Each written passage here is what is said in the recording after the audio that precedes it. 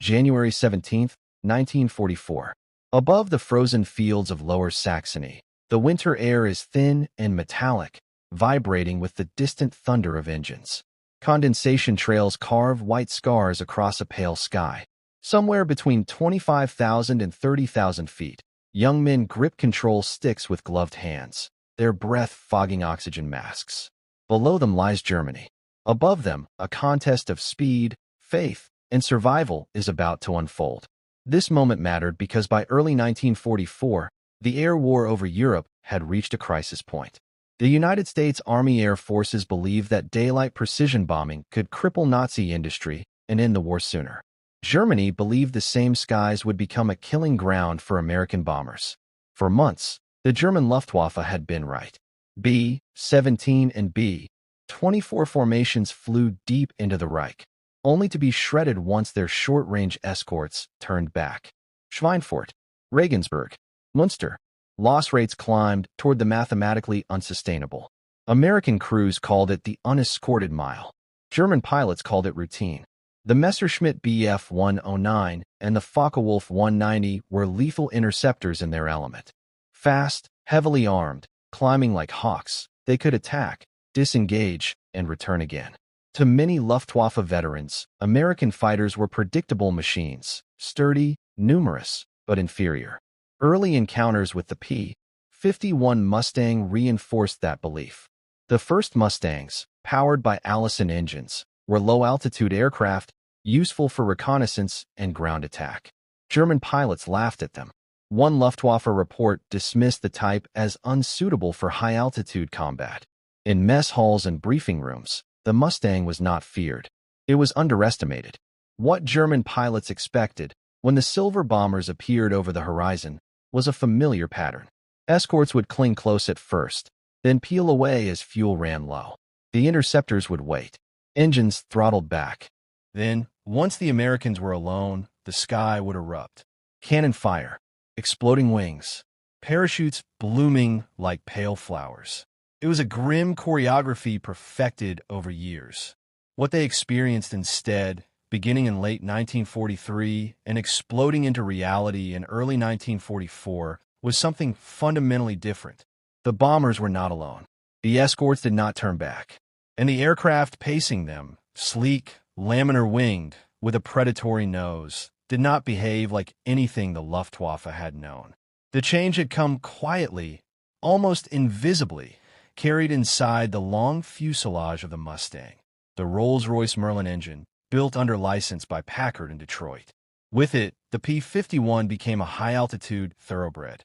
It could climb with German fighters, dive faster than them, and, most critically, fly farther than any escort fighter before it. With external drop tanks, the Mustang could follow bombers all the way to Berlin and back. German records marked the shift with unusual clarity. In January 1944, Luftwaffe loss reports began to spike, not among bombers, but among fighters. On March 6th, during the first full-scale daylight raid on Berlin, German fighter units reported losing over 60 aircraft. American records note that P-51 groups claimed air superiority for the first time deep over the capital of the Reich. Reichsmarshal Hermann Göring would later admit, in a statement recorded by Allied interrogators, that when he saw American fighters over Berlin, he knew the war was lost. The pilots felt it before the politicians did. German aces who had once chosen their engagements now found themselves hunted. The Mustang did not merely escort, it pursued. It stayed after the bombers turned for home, sweeping airfields, circling rail hubs, waiting. Its speed erased the old rules. A Messerschmitt diving away no longer guaranteed escape. A Focke-Wulf climbing for advantage found a silver shape already above it. There's a recurring sound in pilot memoirs from this period. The steady, confident hum of the Merlin at cruise power. Not the frantic scream of an engine pushed to its limits, but a measured, almost relaxed note. For American pilots, that sound meant endurance. For German pilots, hearing it behind them meant something else entirely, that the enemy had time, fuel, and choice.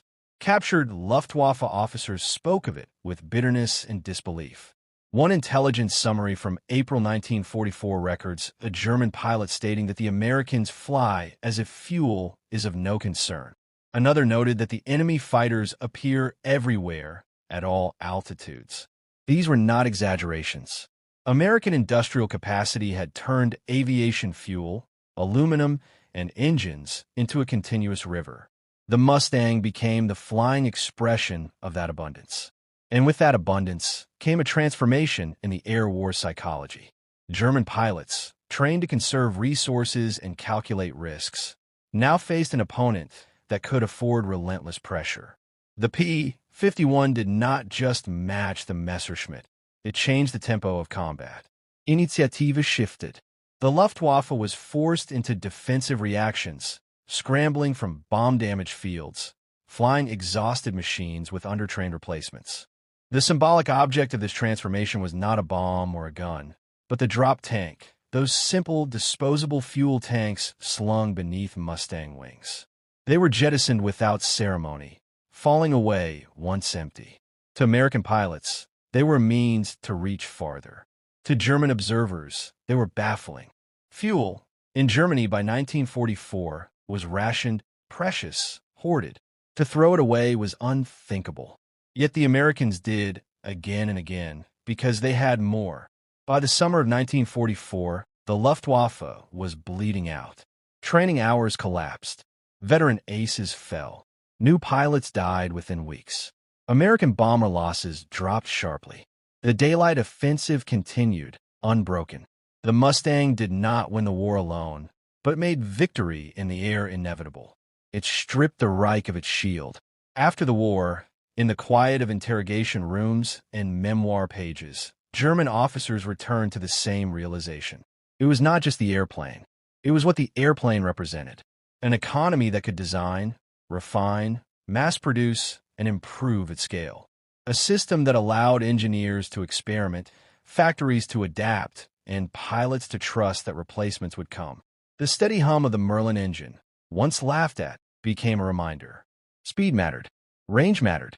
But endurance, material, ideological, and moral, mattered most of all.